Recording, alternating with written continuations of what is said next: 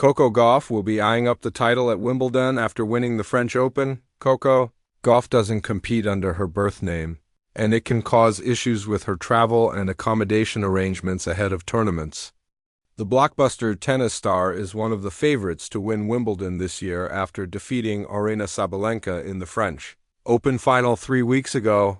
Gauff burst onto the tennis scene as a teenager and reached the fourth round of Wimbledon.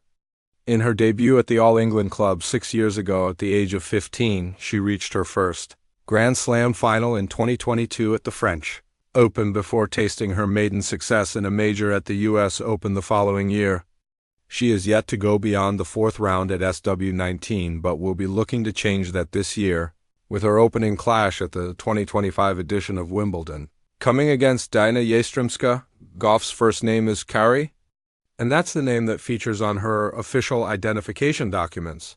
Meanwhile, her father goes by the name of Kari, and discussing her reasons for using the name Coco during an interview last year, the 21-year-old explained, "My dad's name is Kari, and so I guess, they didn't want me to get my dad and me confused.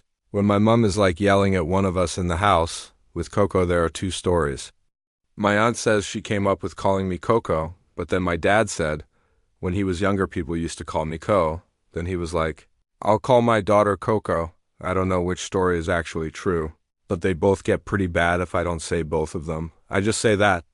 The American then explained how the name change can cause issues as she added, "Every time I check into hotels or with people at the airport, they look at my ID.